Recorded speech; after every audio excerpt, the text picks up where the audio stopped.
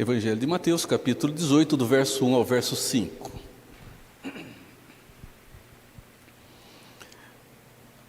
A palavra do nosso Deus, ela nos diz assim: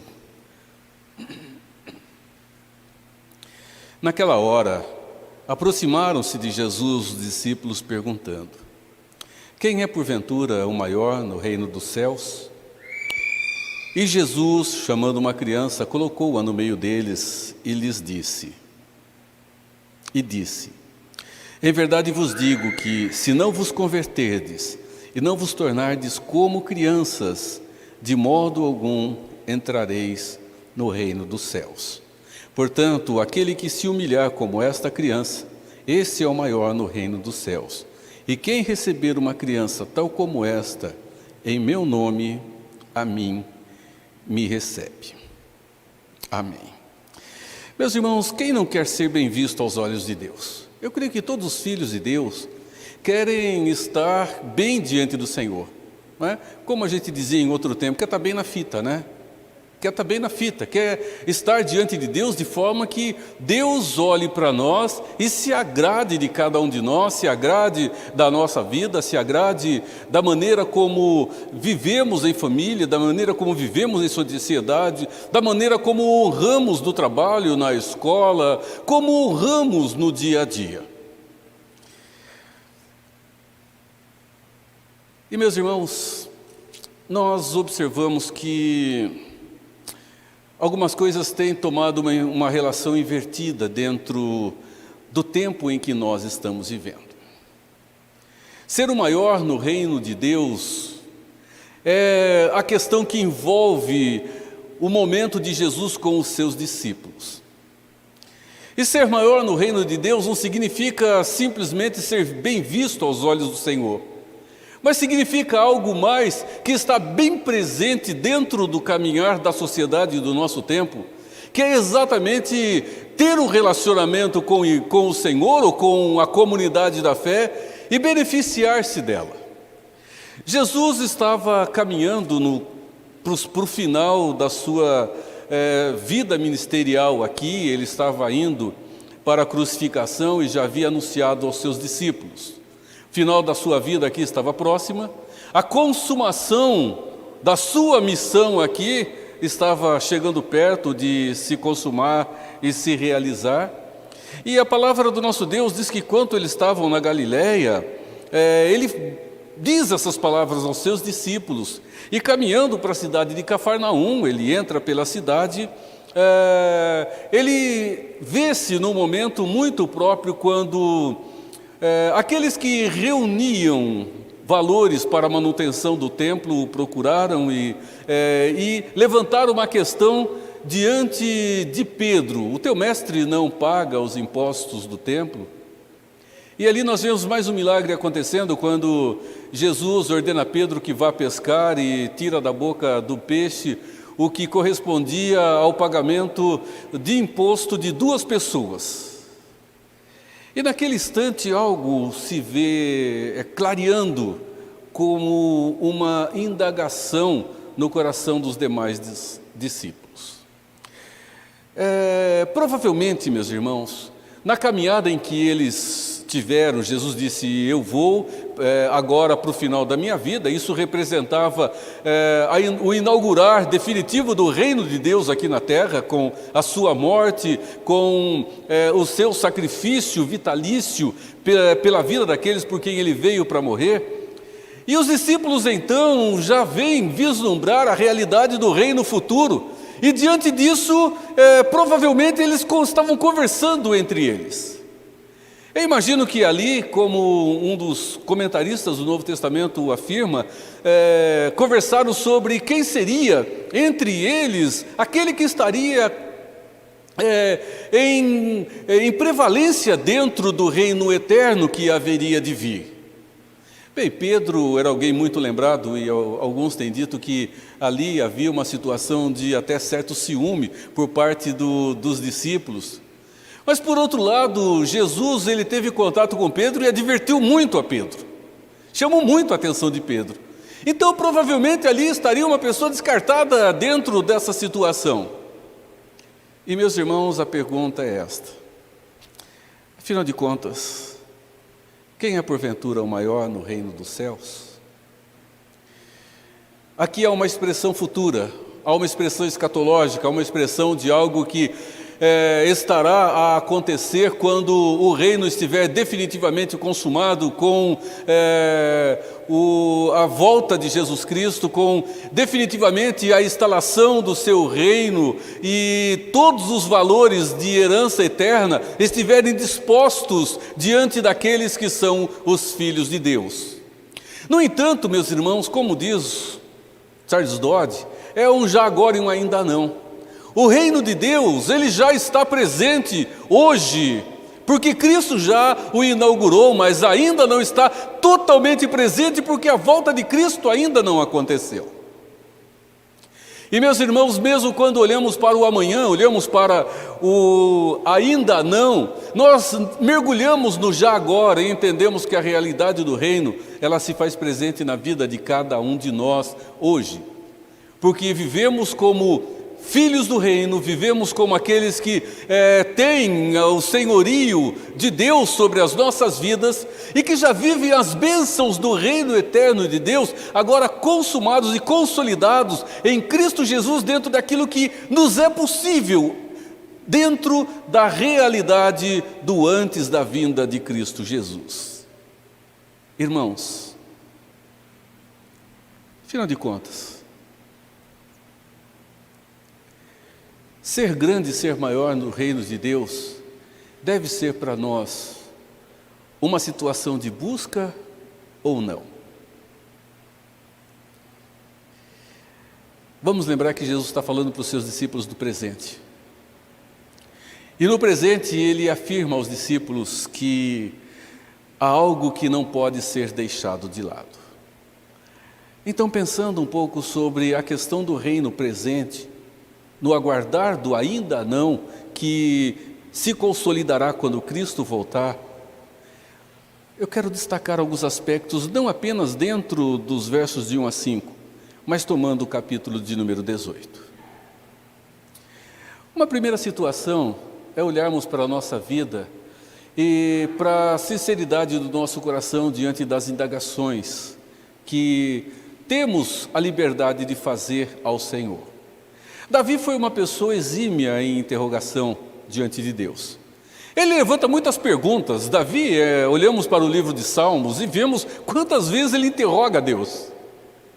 Ele chega diante de Deus e diz: até quando, Senhor? São muitos os momentos que ele chega diante do Senhor e levanta questionamentos. E nós observamos, meus irmãos, que questões elas são admitidas por Deus.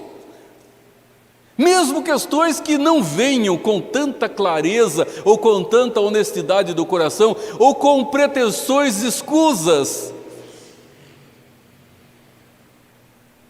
Mas é importante uma coisa, meus irmãos, que se temos disposição para chegar diante de Deus, temos que ter disposição também para ouvir as respostas diante das indagações que fazemos àquele que é o Senhor. E nós observamos, meus irmãos, o que temos aqui no primeiro verso. Os discípulos aproximam-se e vêm com uma pergunta: quem é o maior no reino dos céus? É evidente que aqui há uma questão de benefício e privilégio. Se nós formos um pouco mais à frente, lá no capítulo 20, nós vamos encontrar a mãe de Tiago e João fazendo um pedido a ele, para que os seus filhos estejam no reino, um à sua direita e outro à sua esquerda, que eram os lugares de honra daquele que está a governar.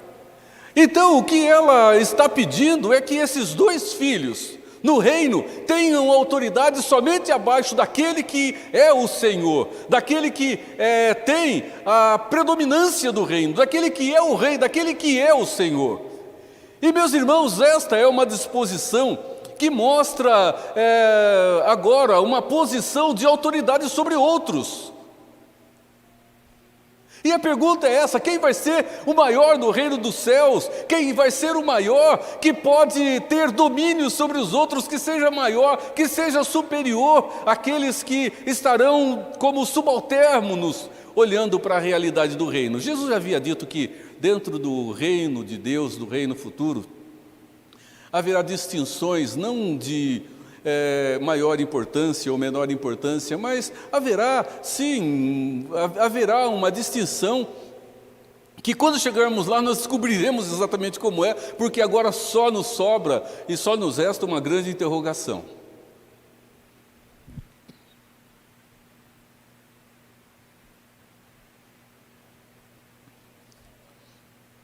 E diante disso, meus irmãos, a resposta de Jesus, ela é muito objetiva e é muito clara.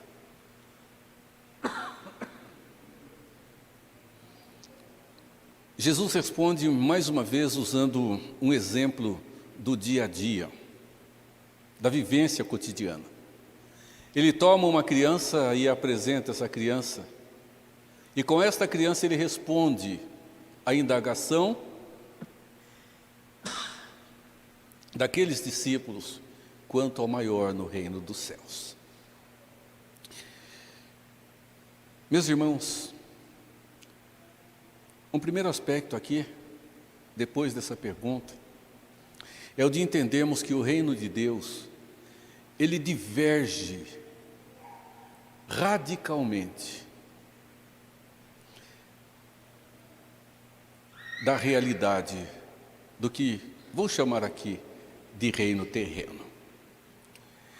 Quando nós falamos em reino hoje, tomando a realidade existencial da nossa vida depois de Adão, nós vemos que o nosso tempo, ele valoriza, ele dá importância grandiosa àqueles que de alguma forma se destacam, aqueles que de alguma forma têm autoridade, têm poder, aqueles que de alguma forma conseguem se sobressair, aqueles que conseguem ser ricos, aqueles que conseguem uma posição de autoridade dentro da sociedade.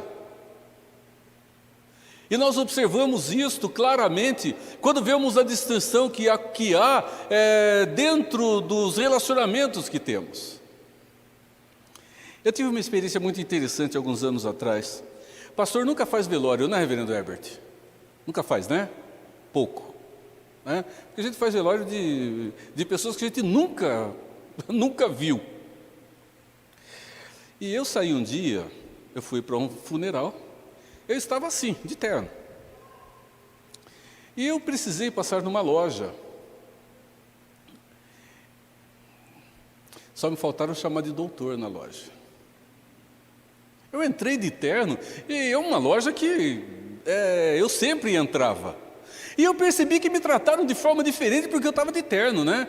Eu só não disse para eles que estava saindo de um velório. Porque se eu digo que está saindo do velório, é capaz de ficarem meio longe de mim, né? Tem gente que tem pavor, né, de velório porque carrega uns estigmas aí religiosos, né? E acha que pode acontecer alguma coisa ruim por estar perto de alguém que saiu de um enterro.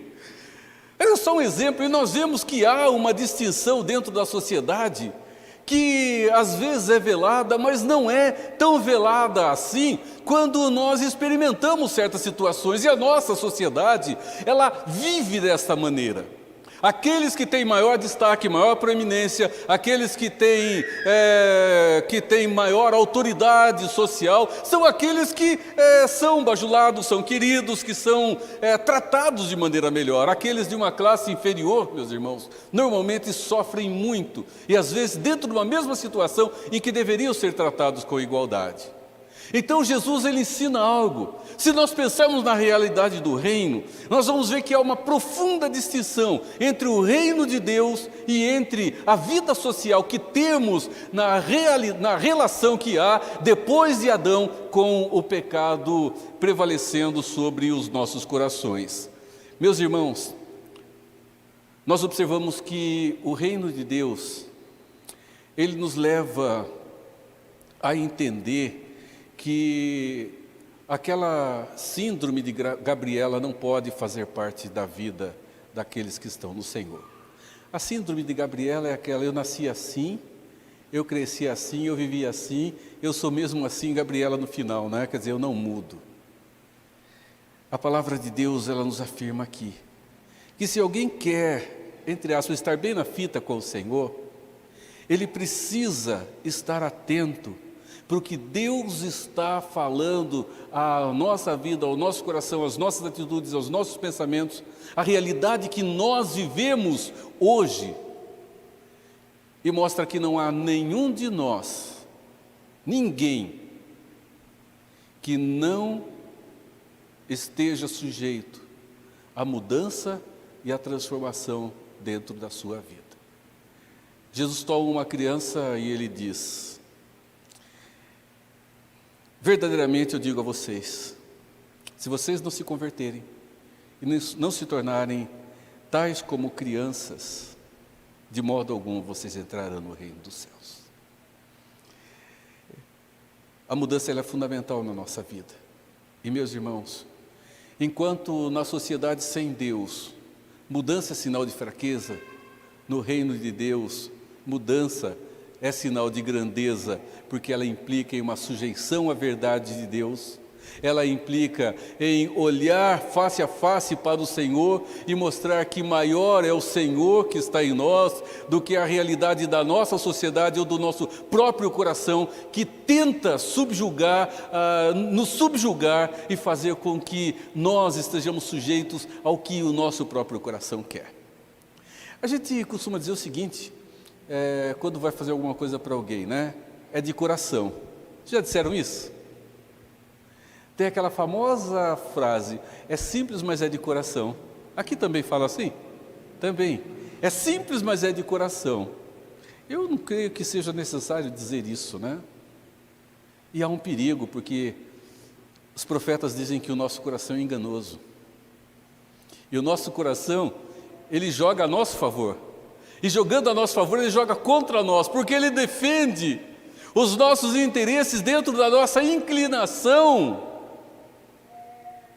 de uma vida separada de Deus lá atrás, mesmo quando estamos transformados hoje. E meus irmãos, a mudança é necessária e diz que nós precisamos nos converter. E a grandiosidade do reino futuro começa hoje, no presente da nossa vida. E meus irmãos, a palavra do nosso Deus afirma que a relação que temos para viver diante do Senhor não é uma relação de estar acima, mas de estar abaixo, porque maior é aquele que serve, e não aquele que tem disposição para ou quer ser servido. Então é preciso que nós atentamos, se nós queremos de fato sermos grandes do reino de Deus, para o que as Escrituras nos dizem. Precisamos converter o nosso coração e sermos tais quais uma criança. E conversão aqui não diz respeito à transformação, meus irmãos, para a salvação. Mas mesmo dentro da salvação, aquela mudança, aquela volta de atitude que vem em direção ao que Deus quer, em direção ao seu reino, em direção à sua própria vontade. Depois, meus irmãos, vamos lembrar uma coisinha aqui. Ser como uma criança não é ser inocente como uma criança, não é ser puro como uma criança. E não é, primeiro, porque criança não é inocente e pura nunca foi.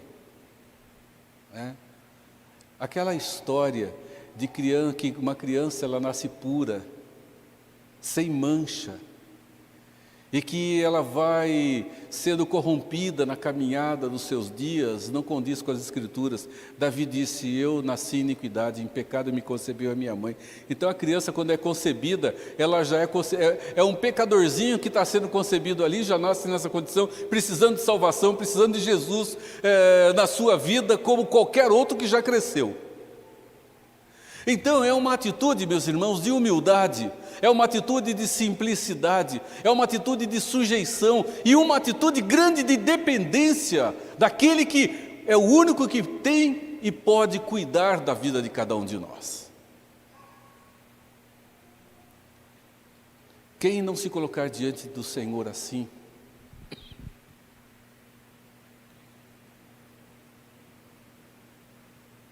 não conseguirá, meus irmãos, desfrutar da realidade que o reino de Deus apresenta a nós, mesmo que parcialmente, no nosso tempo. Então é preciso ter um coração transformado e mudado como de uma criança. E depois, um terceiro aspecto, as Escrituras nos mostram que o reino de Deus é um reino de cuidado que envolve a vida de cada um de nós. Normalmente nós gostamos de ser cuidados, não é?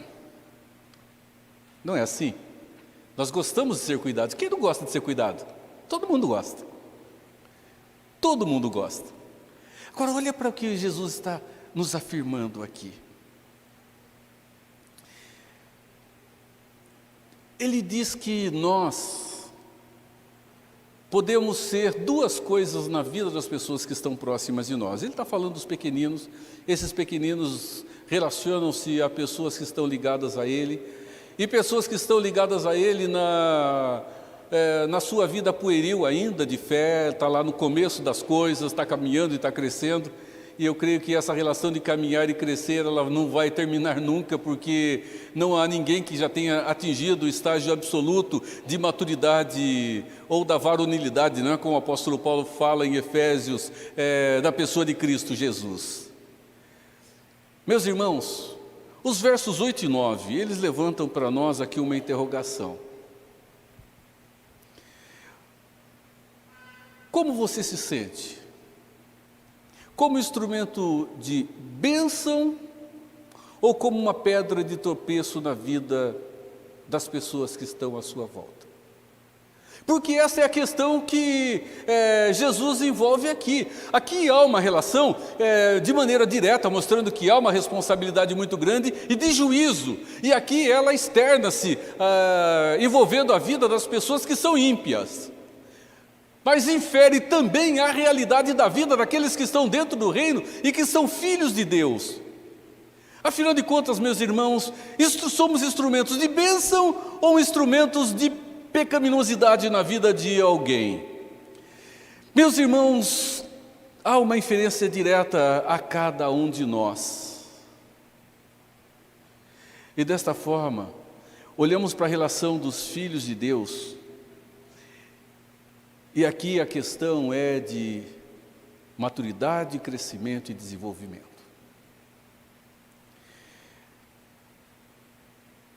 Quando a igreja estava caminhando no seu início, ali em Atos, Lucas registra assim, a palavra de Deus diz que eles viviam de uma forma bem distinta do que nós vivemos hoje, e que dia a dia Deus ia acrescentando aqueles que iam sendo salvos.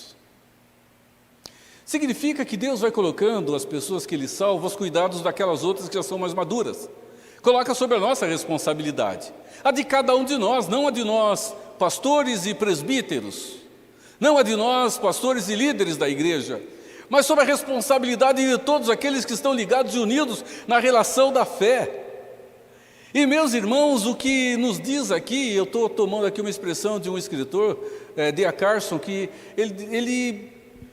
ele coloca esta expressão, mostrando que esta relação aqui de levar o outro a tropeçar, envolve, meus irmãos, a relação de filhos de Deus, endurecendo-se para com aqueles que Deus manda para serem cuidados.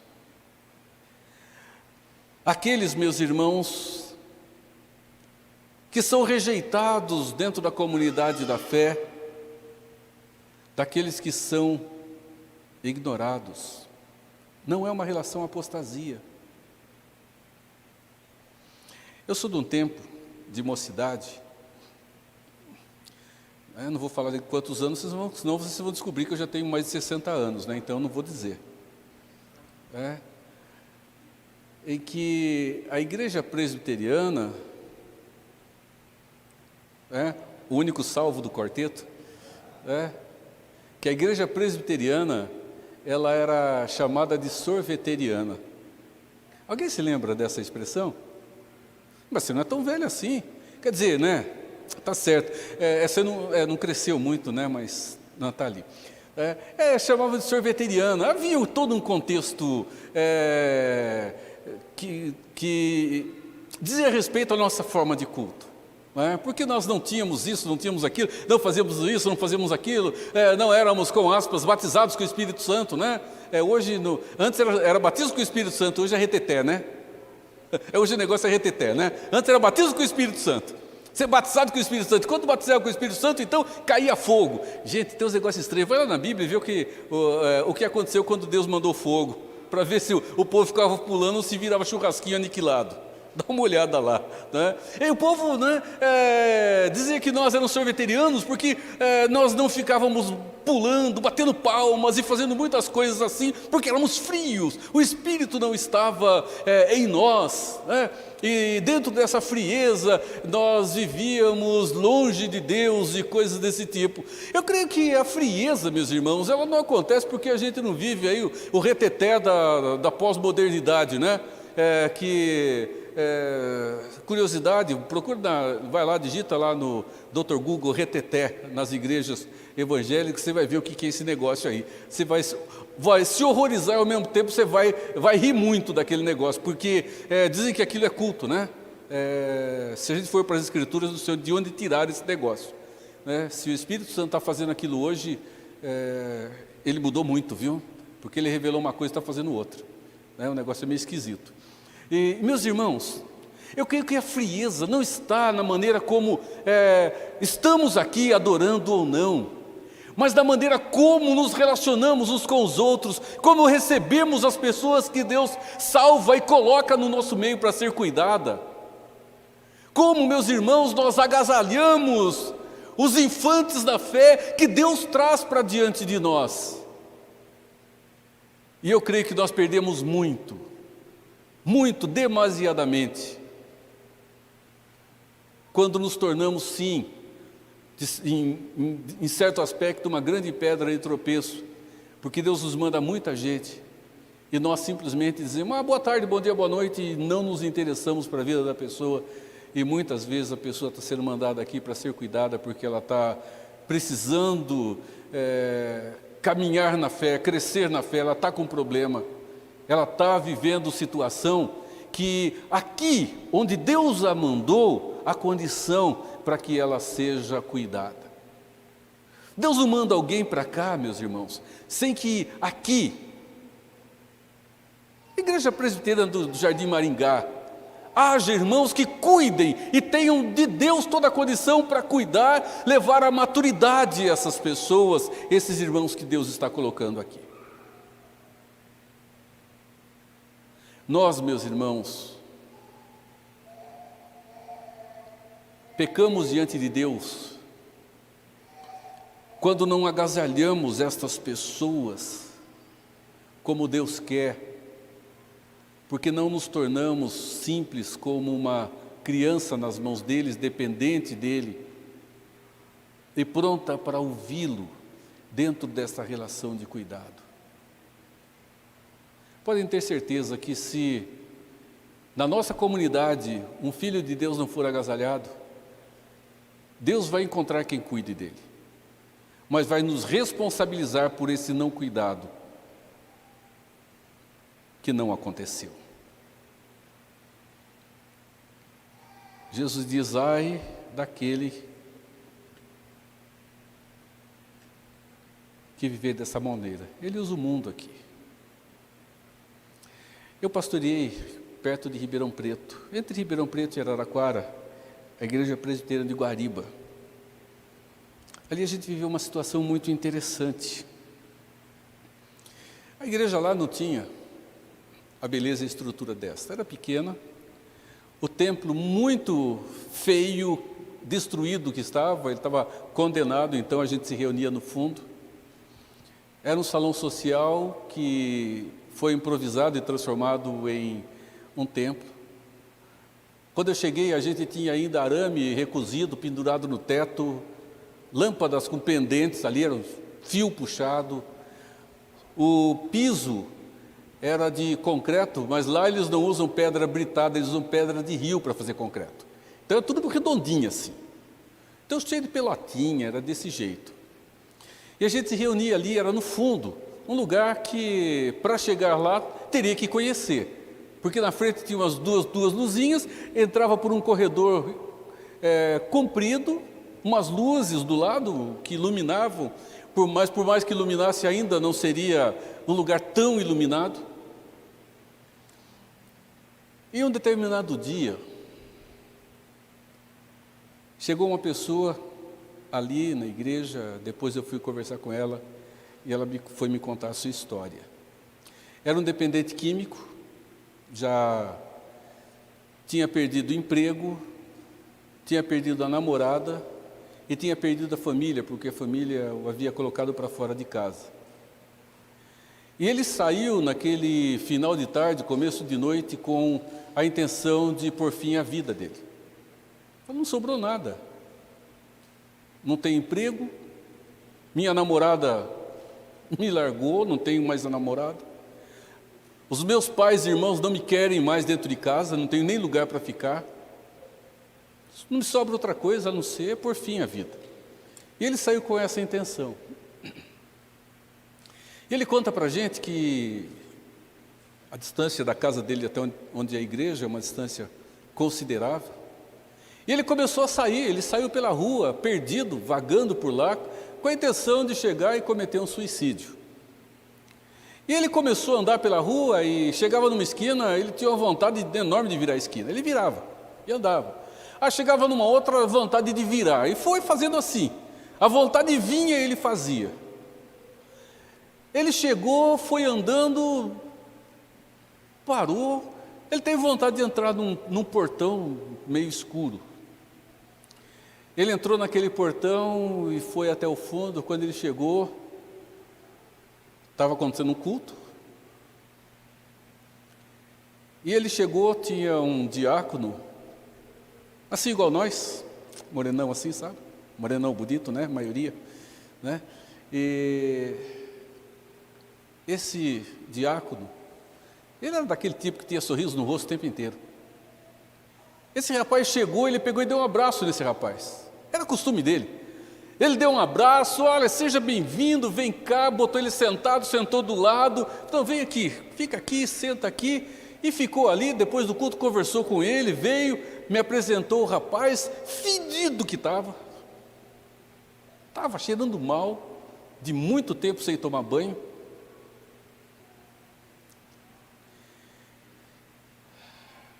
Meus irmãos, ele me disse, pastor, aquele abraço salvou a minha vida. Eu saí de casa para me suicidar, comecei a virar quarteirão para cá, quarteirão para lá, sem saber por que estava virando, e vim cair aqui dentro sem saber o que era. Aquele abraço transformou a minha vida.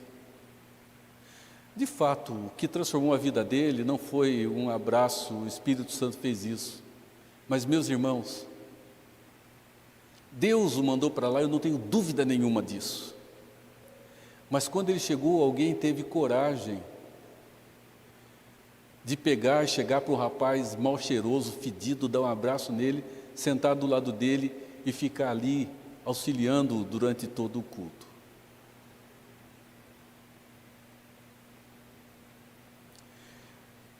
Isso não é uma situação de exemplo, de dizer, olha, toda pessoa que chegar por aqui, você vai ter que abraçar. Eu só estou contando um exemplo de algo real que aconteceu na vida de uma pessoa que Deus mandou para dentro da igreja.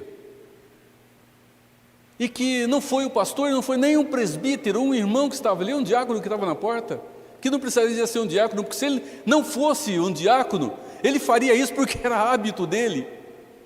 E ele recebeu aquela pessoa, ele deu atenção a ela. E ele, com mais algumas pessoas da mesma faixa de idade, foram junto com a igreja dando suporte, e aquela pessoa teve uma mudança de vida uma transformação de vida que foi algo admirável de ver, o que Deus fez na vida daquela pessoa. Agora, meu irmão, se ele chega ali, minha irmã, se chega lá, olha para ele e fala, que cheiro horrível, deixa eu sair de perto. Ou o diácono chega para ele, pega e fala, meu filho, toma um banho, vai embora, depois você volta. Acredito que outro pudesse ter agasalhado. Mas se Deus o levou até lá, meus irmãos, é porque ali havia, sim, condição para recebê-lo. E a situação é, Deus nos dá a condição, vamos ou não agasalhar e receber os filhos de Deus que Ele tem transformado. Eu creio que aí está o coração aquecido ou o coração frio, e não a forma de culto lá com o reteté da vida. Porque eu já conheci muita gente, meus irmãos, que dentro da igreja sapecava a dança litúrgica, sapecava lá tudo isso. Mas fora da igreja, meus irmãos, uma vida que não representava absolutamente a vida de um filho de Deus. Culto, biblicamente, é serviço. E se é serviço, meus irmãos, nós estamos aqui para oferecer e não para buscar. E oferecer significa o seguinte: você está aqui oferecendo a Deus o que você viveu da segunda-feira passada até ontem diante do Senhor. Se você viveu uma vida na segunda, na terça, na quarta, na quinta, na sexta, no sábado,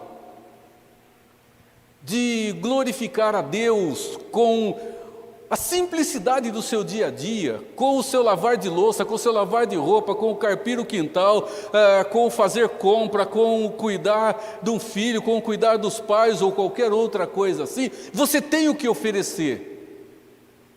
Mas se você viveu uma vida completamente desregrada, ignorando Deus em suas atitudes, o que você tem para oferecer a Deus hoje aqui? Talvez seja aquela relação de Deus falando para o povo de Israel através de Isaías. Não importa com as suas luas novas, com as suas festas, porque a sua vida é dupla. Você vem bonito para o culto, mas a sua vida fora do culto não representa uma vida comigo, então você não tem o que oferecer. Culto é serviço. Se eu venho para oferecer, eu tenho que ter o que oferecer.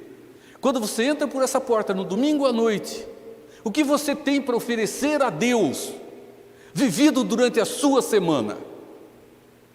Porque, meu irmão, minha irmã, se chegarmos sem ter o que oferecer, como vamos oferecer ao nosso Deus o serviço de adoração que é devido a Ele? Ou simplesmente a religiosidade é algo que satisfaz o coração de Deus? Nunca foi. Por isso a vida de santidade ela não acontece no domingo, mas ela caminha na semana e desemboca no domingo com o que temos para oferecer. Santidade não é perfeição, não. É uma vida vivida dedicada ao Senhor na luta diária. Porque erramos também. Mas diante dos erros sabemos que o caminho é pedir perdão, é transformar a atitude e a vida, e viver uma vida de integridade segundo as Escrituras Sagradas. E aí nós somos instrumentos de Deus, meus irmãos, no dia a dia, para cuidar daqueles que são os bebês na fé, daqueles que Deus coloca diante de nós, e nós não podemos ser aquele que faz com que aquele que que está diante de nós, não caminhe para o crescimento por atitudes equivocadas.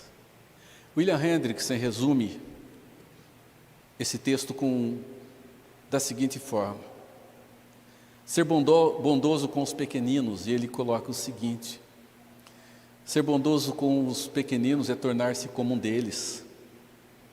Ser bondoso com os pequeninos é cuidar deles e protegê-los para que não caiam em tentação.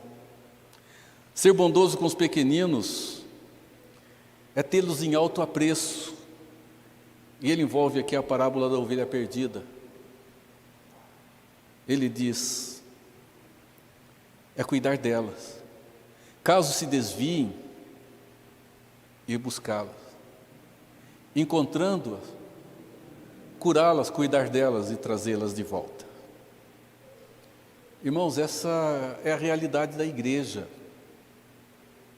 Normalmente a gente deixa isso para o pastor e para os presbíteros. Não, pastor, o irmão, a irmã lá teve problema, então achamos a ovelha desgarrou, vai lá atrás dela. Mas se você pegar aqui os versos 18, do verso 15 em diante, ele está dizendo como a gente deve tratar esses irmãos. Eles têm algum probleminha lá, irmão pecou contra você, não fica no canto bicudo não. Vai lá cuidar do teu irmão, vai lá com as escrituras e mostra a ele o caminho da vida com Deus, para que ele volte a desfrutar das belezas e maravilhas do relacionamento com o Senhor. Se ele não te ouvir, toma mais 2 irmãos maduros, né? Piedosos, de vida com Deus, vai lá conversar com ele. Se ele te ouvir, você ganhou um irmão. Se não, aí sim, chega, pô, pastor, é o seguinte, fui lá, não deu certo, levei lá mais 2 irmãos, não deu certo. Aí vai, eles levam a igreja, cada denominação vai ter a sua forma de viver, mas vai lá ao conselho e tenta cuidar do irmão, para restaurá-lo à integridade da vida com o Senhor. Interessante que o texto diz o seguinte, né? E se não atender a igreja, diz a igreja, se recusar, consideram como gentio e publicano. É interessante que dentro do contexto, quando Jesus diz isso, ele não está dizendo joga o teu irmão fora, mas ele diz, esta é uma atitude última, com a intenção de restaurar o irmão à vida e à comunhão dele com o Deus Todo-Poderoso. Irmãos, ser grande no reino de Deus é ter um coração pronto para cuidar dos pequeninos que Deus coloca diante de nós. E pequeninos são todos aqueles que precisam do nosso cuidado. E é uma responsabilidade de cada um. E para terminar, meus irmãos, um quarto aspecto. O reino de Deus nunca será um reino desassociado do autêntico e do verdadeiro perdão.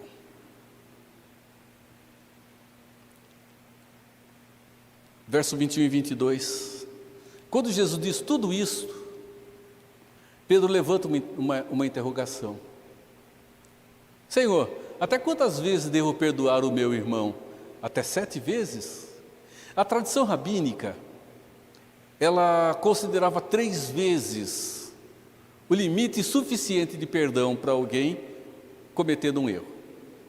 Perdoa a primeira, era um consenso entre os rabinos. Perdoa a segunda, o irmão pisou na bola de novo. Perdoa a terceira, pisou na bola de novo, você não tem mais obrigação de perdoar, você está desobrigado do perdão. Aí Pedro chega diante do Senhor e diz, Senhor, até quantas vezes mesmo?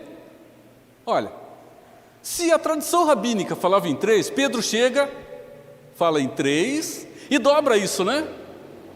Puxa vida, Pedro foi piedoso aqui, né? 3 mais 3 deixa 1 ainda de reserva, né? Senhor, até 7 vezes? E aí Jesus diz a ele, Pedro, não.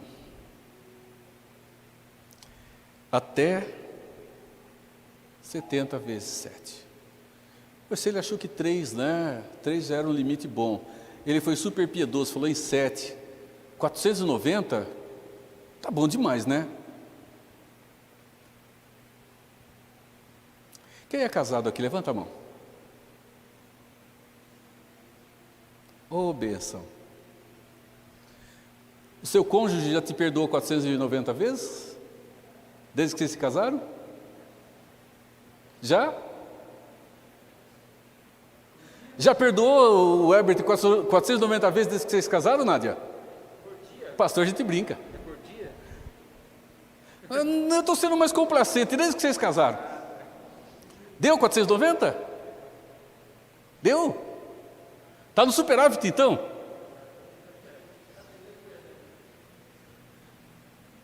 Pois é, Jesus está dizendo o seguinte, ô Pedro, aqui a conta não é matemática. Aqui a conta, ela entra dentro da relação da numerologia judaica, mas dizer isso, a gente está vivendo um tempo que falar em numerologia é igual chegar e falar em nome de igreja, é complicado. A gente vai para o credo, chega no final do credo, creio na Santa Igreja Católica, aí já pensa que é católico romano. Aí a gente mudou, né? Católico significa universal, né? Creio na Santa Igreja Universal, daí pensa que é do reino de Deus. Aí fica complicado, né? Dentro da simbologia judaica, os números tinham sentido. 1, 3, 7, 10, 12. Vocês vão encontrar esses números com particularidades dentro das Escrituras. 12 tribos de Israel, né? Os 12 apóstolos. O número 3, vocês vão encontrar com fartura dentro das Escrituras e dentro da própria criação. É interessante isso. O Dr. Adalto Lourenço chama isso de assinatura de Deus na sua criação. Aquilo que apresenta sempre de forma trina. Na música é ritmo, harmonia, melodia e ritmo, né? 3. Né? Quando a gente fala em 3, a gente lembra de quem? Pai, Filho e Espírito Santo? Começa a olhar a criação, começa a olhar dentro da biologia, dentro dos outros aspectos da ciência, vocês vão ver quantas coisas estão compostas por 3 elementos. Eles chamam isso de assinatura de Deus na sua própria criação. Agora, 490 vezes, Pedro entendeu isso. E se a gente vai para Lucas, a gente vai ver como Pedro entendeu quando ele chega e questiona Jesus ali. Porque Pedro chega para Jesus em Lucas e diz: Senhor, mas desta forma então precisamos de muita fé, aumenta a nossa fé. Ele diz isso em Lucas, é o mesmo texto, é um texto paralelo. E Jesus disse: Pedro, você não precisa de fé aumentada, você precisa de autêntica fé, que é o que nós precisamos, meus irmãos. Ele disse: se tiver uma fé do tamanho de um grão de mostarda, ele está dizendo, se você tiver fé autêntica, ela não precisa ser grande para você saber o que você deve fazer. Você não precisa de muita fé para perdoar teu irmão toda vez que for necessário. Você precisa simplesmente crer que você deve perdoá-lo. E a base para isso está no perdão de Deus para com a sua vida. E Jesus vai ilustrar isto na parábola do credor incompassivo. É ali que Jesus ilustra.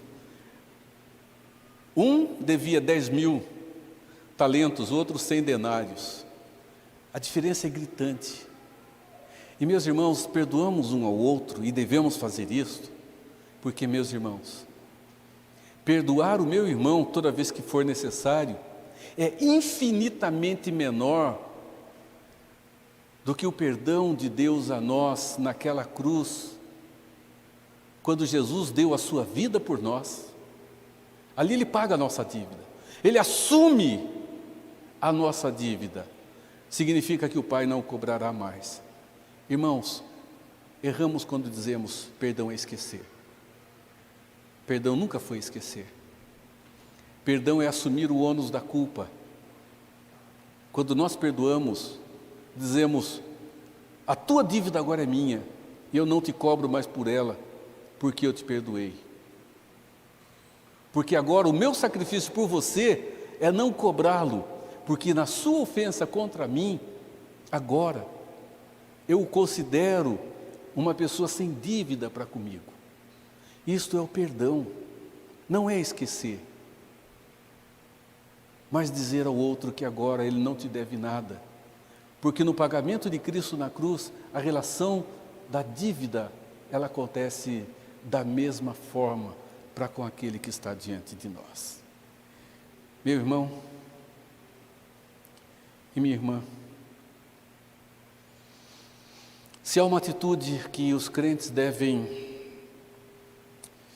extirpar da sua vida, é o orgulho.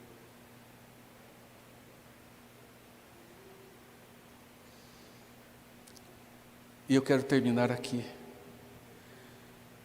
Se alguém quer se dar bem aos olhos do Pai, seja como uma criança, humilde, despreocupada de posição social, um servo do Senhor no serviço para com aqueles que estão diante de nós. Lembre-se, nós estamos aqui para servir uns aos outros, com todas as qualidades que vêm do próprio Deus, com os dons que Ele nos concedeu, na simplicidade de um coração, de saber que nele não há lugar para arrogância, não há lugar para soberba, não há lugar para orgulho, mas que nele só há lugar para uma atitude de humildade, de simplicidade e de sujeição ao Senhor e ao nosso próximo em amor. Meus irmãos, que em Cristo você seja grande no reino de Deus. Grande, não porque tem uma posição de destaque e domínio, mas porque tem um coração simples e dependente dEle e que está disposto ou disposta a servi-lo com o melhor que você tem. Que Deus te abençoe em Cristo Jesus. Amém.